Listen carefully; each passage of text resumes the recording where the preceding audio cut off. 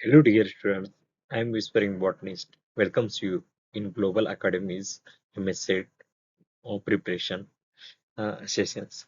So today we will see uh, one of the most important unit of MSc, that is ecology, and in that we will see how the temperatures, how the uh, uh, environment changes as we move from uh, equator to pole regions.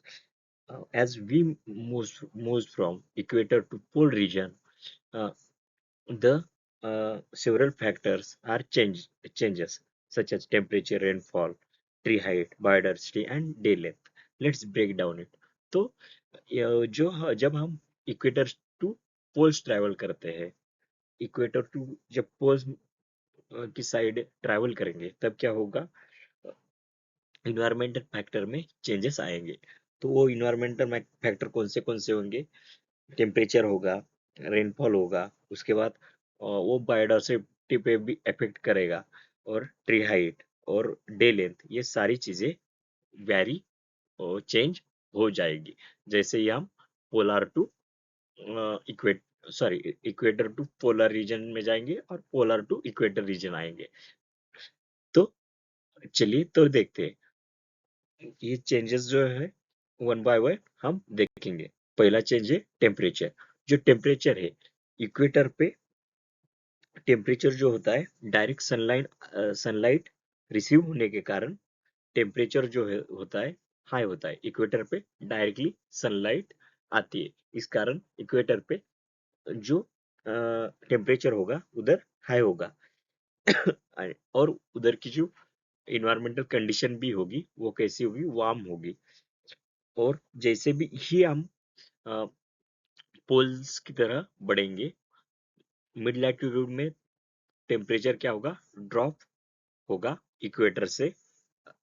Equator जब जैसे जैसे हम equator to mid latitude जाएंगे, वैसे वैसे temperature down drop होता रहेगा। और जब हम पर पोल्स की इन्वायरमेंटल कंडीशन देखेंगे, तो वहाँ टेम्परेचर देखेंगे, वहाँ जो होता है बहुत ही कोल्डर टेम्परेचर होता है, क्योंकि वहाँ सनलाइट जो होती है डायरेक्ट नहीं पहुंचती है, वहाँ इनडायरेक्ट सनलाइट रीच होती है। इसकी वजह से वहाँ क्या होता है?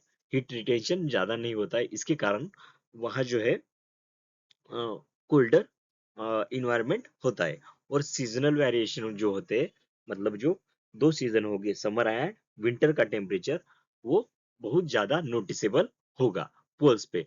और इक्वेटर पे जो टेम्परेचर होगा वो नोटिसेबल नहीं होगा, मगर पोल्स पे जो दोनों सीजन का टेम्परेचर होगा वो नोटिसेबल होगा। इक्वेटर पे जो टेम्परेचर रहता है वो कंटिन्यूअसली वार्म ही रहता है। मगर पोल्स पे जो समर और विंटर होंगे, उसमें भी जो रेंज होगी टेम्परेचर की, जो रेंज होगी, उसमें बहुत ज्यादा डिफरेंस मिलने देखने को मिलेगा। उसके बाद अगला पॉइंट है रेनफॉल। रेनफॉल जो है इक्वेटर पे अबंडेंट होता है, इसी वजह से यहाँ ट्रॉपिकल रेन फॉरेस्ट सिचुएटेड है, जहाँ highest amount of year around rainfall होता रहता है। ये किस वजह से होता है? कि वहाँ जो टेम्परेचर है, वार्म टेम्परेचर है, उसकी वजह से हाई इवेपोरेशन और मॉइस्चर अवेलेबिलिटी हाई रहती है। जहाँ इक्वेटर पे वहाँ क्या होता है कि टेम्परेचर हाई होता है, इसकी वजह से वहाँ इवेपोरेशन भी ज्यादा होगा, मॉइस्चर कंटेंट भी ज्यादा होगा।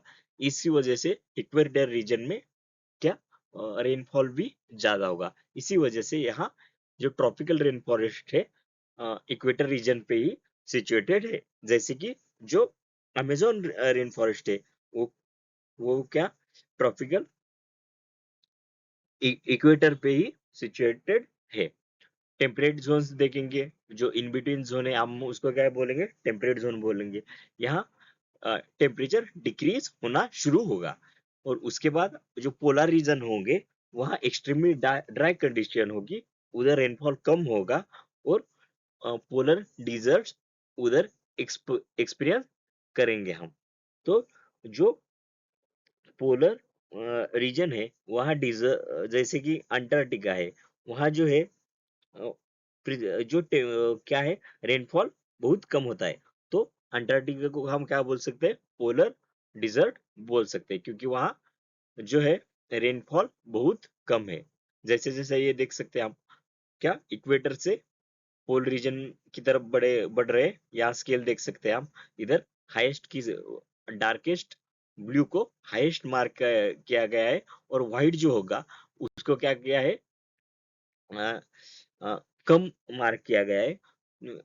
तो आप देख सकते हैं पोल के साइड में सबसे कम रेनफॉल है, और इक्वेटर के रीजन के जो नजदीक रीजन है वहाँ रेनफॉल जो है वो हायर अमाउंट में है।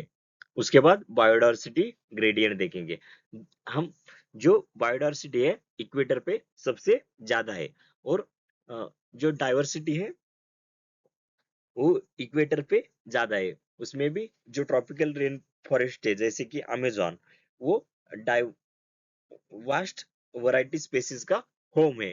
क्योंकि वहाँ वार्म क्लाइमेट है, और अबंडेंट रेनफॉल है, और ईयर वाइड स्टेबल कंडीशन है।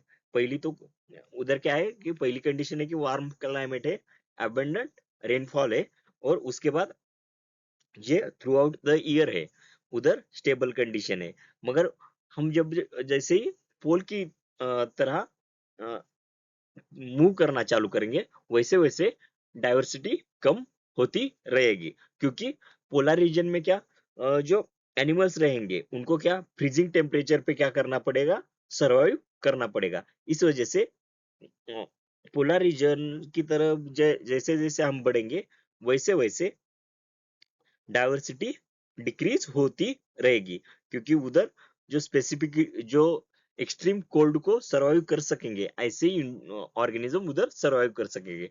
मगर इक्वेटर पर ऐसी कंडीशन है क्या, इक्वेटर पर स्टेबल इन्वायरमेंट है, इस वजह से डाइव हमें बायोडायवर्सिटी ज्यादा देखने की मिलती है। टेम्परेट रीजन में कम होती है, और सबसे कम पोलर रीजन में होती है, क्योंकि उधर एकदम एक्सट्रीम कंडीशन है। इसकी वजह से पोलर रीजन में डाइवर्सिटी ज्यादा देखने को नहीं मिलती। वहां जो स्पेशली अडॉप्टेड ही ऑर्गेनिज्म होंगे वही वहां सर्वाइव कर सकेंगे। ट्री हाइट का देखेंगे आप, जो इक्वेटोरल फॉरेस्ट है वो क्या हो रहे थे इधर, टॉल और डेंस रहते, specially in tropical rain forest, and there this forest are this forest have large fast growing trees that can reach great heights due to ample sunlight and rainfall। तो इधर क्या है कि इक्वेटरल जो forest है, rain forest है, यहाँ क्या tall dense and tall and dense क्या हो रहे, ट्रीज की हाइट रह रही है। इसका कारण क्या है कि जो सनलाइट है और रेनफॉल है इधर क्या है, अबंडेंट है। जब हम टेम्परेट रीजन में देखेंगे as compare to equatorial region, temperate region में जो फॉरेस्ट होंगे उनकी फॉरेस्ट की में ट्रीज होंगी उनकी हाइट कम होगी। मतलब हम इक्वेटर से जैसे जैसे पोलर रीजन की तरफ मूव करेंगे, वैसे वैसे हाइट डिक्रीज होना शुरू करेगी, और सब जो पोलर रीजन है वहाँ बहुत ही कम हाइट होगी ट्रीज में, और जो अ, उस रीजन में फॉरेस्ट डेवलप होंगे उसके हम बोरेल फॉरेस्ट और तैगा फॉरेस्ट बोलते हैं। शॉर्टर और स्पेस्ड आउट ट्रीज यहाँ डेवलप होती है, क्योंकि यहाँ क्या है, हार्श कंडीशन है। इसी वजह से वो जो फॉरेस्ट में है वो ट्रीज की ग्रोथ ज्यादा नहीं होती है। यहाँ शॉर्टर, और जो कम स्पेस में सरवाइव कर सकते हैं ऐसे ही ट्रीज इधर क्या करेंगी, डेवलप होंगी। तो पहला तो ट्रॉपिकल रेन फॉरेस्ट, उसके बाद टेम्परेट फॉरेस्ट डेवलप होगा इक्वेट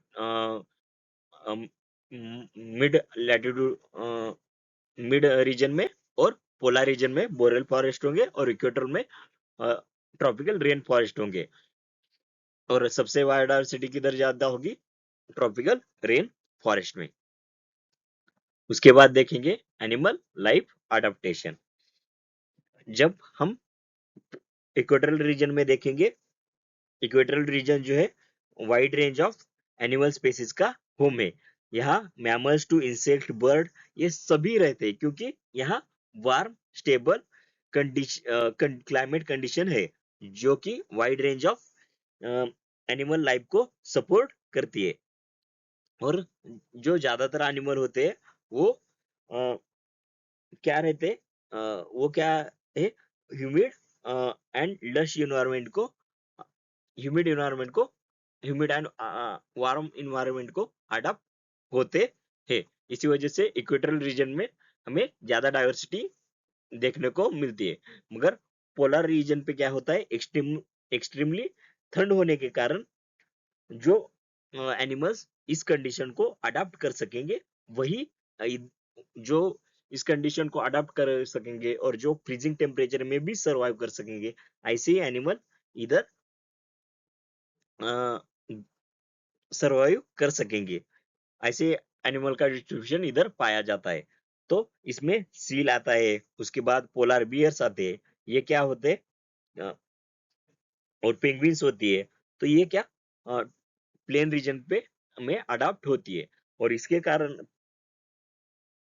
पोलर रीजन में रहने के कारण इनमें भी अडाप्टेशन देखने को मिलती है, जैसे कि इनका फर जो होता है वो थिक होता है, और बॉडी में भी फैट स्टोर किया जाता है, ताकि ये कोल्ड से बच सके। Insulate cold as a insulator fat इधर काम करता है।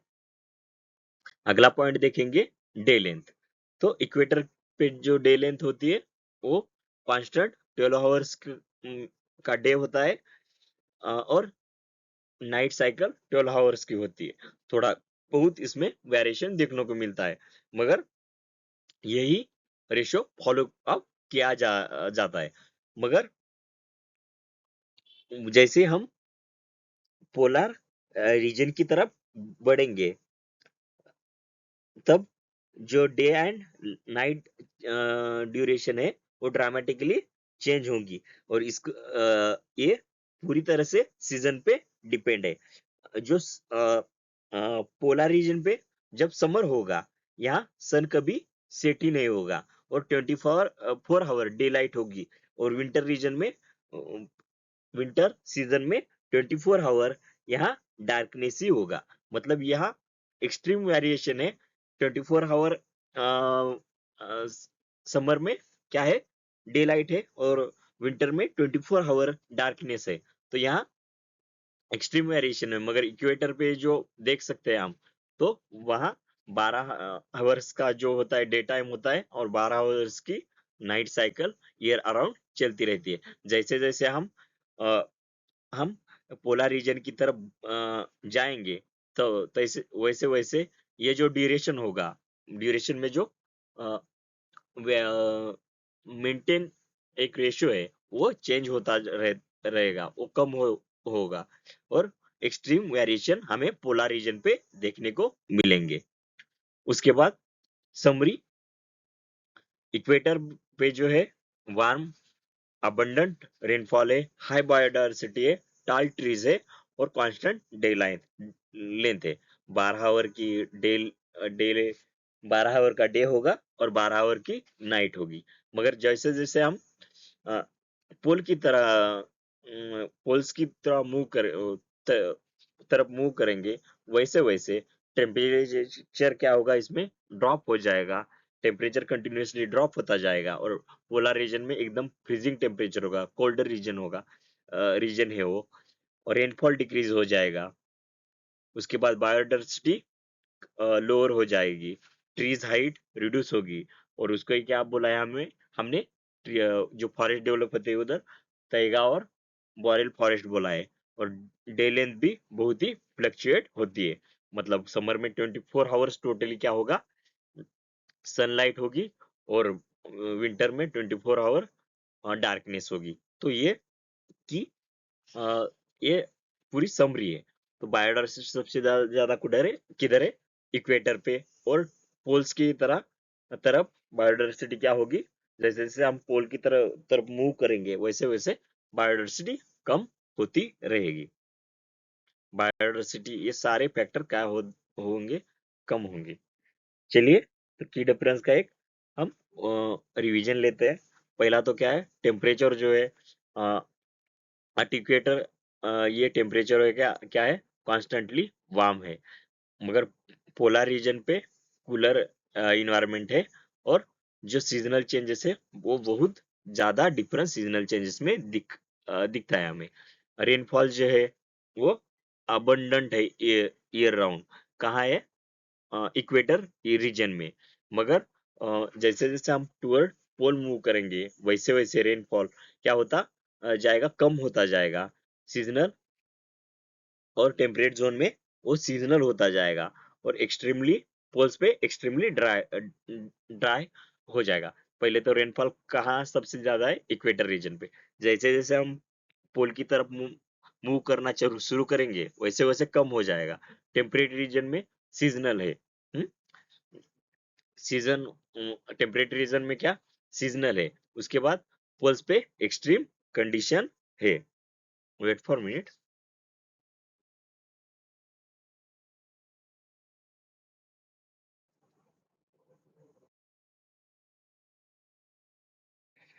तो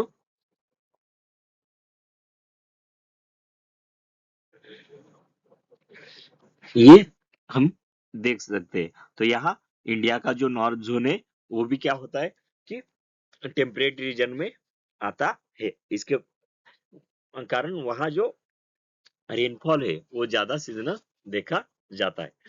वो उस इंडिया का आधा पोर्शन क्या टेम्परेचर टेम्परेट जोन में आता है।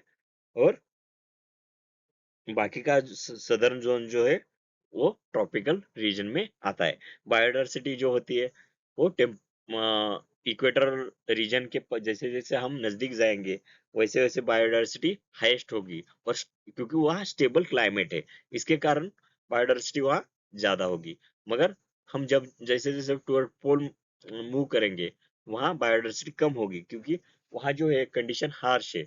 जो एनिमल्स फ्रीजिंग टेम्परेचर पे सरवाइव कर सकेंगे, वो अडाप्ट कर सकेंगे, वही उधर क्या करेंगे, सरवाइव कर सकेंगे। उसके बाद हाइट ऑफ ट्री है, ट्री की जो हाइट है, जैसे हम इक्वेटर पे देखेंगे कि बहुत टॉल है। जैसे कि ट्रॉपिकल रेन फॉरेस्ट में देख सकते हैं कि एकदम टॉल जो ट्री होते हैं ट्रॉपिकल रेन फॉरेस्ट में देखे जाते हैं, वो डेंस होते हैं और उनकी ग्रोथ भी जो होती है रैपिड होती है। और उसके बाद हम जैसे जैसे पोल की तरफ मूव करना चालू करेंगे, जब वहाँ बायोडायवर्सिटी डिक्रीज हो जाएगी और स्पेशली अडोप्टेड स्पीसीज ही वहाँ सरवाइव कर सकेंगी। जैसे कि सॉरी, हाँ यह, हाँ, तो मैं गलती से बायोडायवर्सिटी पे चला गया था। तो ट्री हाइट ऑफ ट्रीज पे है हम। तो पोल्स पे जो है हाइट डिक्रीज हो जाएगी और शार्टर हाइट के प्लांट्स हमें देखने मिलेंगे स्पेस्ड इन बोरेल फॉरेस्ट। तो वो बोरेल फॉरेस्ट में स्पेस्ड होंगे। और उनका जो स्ट्रक्चर भी देख सकते हैं कि वैसा होता है, क्योंकि वहाँ कभी अ, जो क्लाइमेटिक कंडीशन है उसके अनुसार उसका जो ट्री है उसका स्ट्रक्चर भी वैसे ही देखने को मिलता है। जैसे कि क्रिसमस ट्री, उसके बाद पाइनस है, उसका स्ट्रक्चर उस टाइप का ही देखने को मिलता है। एनिमल लाइफ, क्योंकि उन्हें भी क्या करना पड़ता है, वाटर स्टोर ये करना पड़ता है, कंजर्व करना पड़ता है ड्राई कंडीशन के कारण। क्योंकि वाटर तो डायरेक्टली अवेलेबल नहीं है उधर। उसके बाद में कुछ प्रोटीन ऐसे ये करने पड़ते हैं, सिंथेसिस करने पड़ते हैं कि जो फ्रीज मतलब कोल्ड टेम्परेचर में भी फंक्शन कर सके। एनिमल लाइफ, वाइड रेंज और wide variety of animal life यहाँ इक्वेटर रीजन पे पाई हम पाए जा हमें पाई देखने को मिलती है। मगर टुवर्ड्स पोल्स वो बहुत ही स्पेसीज नंबर कम होते जाता है। और जो स्पेशलाइज्ड है कोल्ड कंडीशन में सर्वाइव करने के लिए वही यहाँ पाए जाते हैं। डे लेंथ जो है जो इक्वेटर रीजन है उधर डे लेंथ कैसे कांस्टेंट है। 12 आवर्स का ये साइकिल है, 12 आवर्स आपका डे डे रहेगा, 12 आवर्स नाइट रहेगी। मगर जैसे हम पोल्स की तरह तरफ मूव करेंगे, वहाँ क्या होता है कि 24 आवर पूरा दिन रहता है समर में, और विंटर में 24 आवर पूरी नाइट रहती है, मतलब डार्कनेस रहती है। तो अगला पॉइंट देखेंगे हम soil nutrition and types of forest. तो अभी देखेंगे हम soil nutrition and type of forest.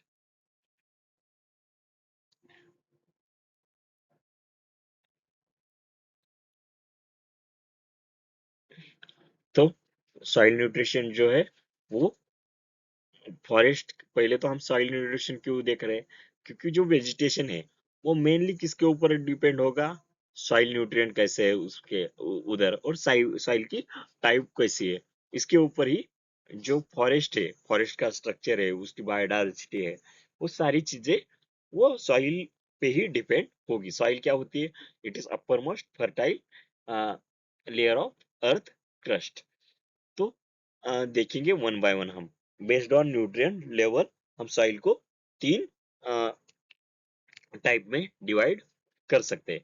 तो पहला तो है यहाँ लो न्यूट्रिएंट साइल, लो न्यूट्रिएंट, उसके बाद मॉडरेट न्यूट्रिएंट, और लास्टली जो है हाई न्यूट्रिएंट साइल है। और ये जो तीन तरह की सॉइल है वो अलग अलग different forest, specific forest type को क्या करती है, सपोर्ट करती है। वो जो फॉरेस्ट का फ्लोरा फौना है वो सॉइल न्यूट्रिएंट पे डिपेंड होगा। लो न्यूट्रिएंट सॉइल, इसका इसके कैरेक्टर्स देखेंगे हम पहले तो। लो न्यूट्रिएंट सॉइल के,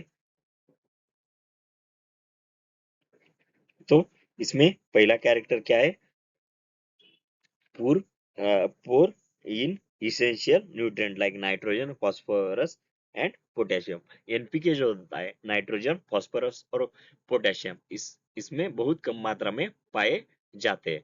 organic matter matter decompose slowly, limited nutrient availability.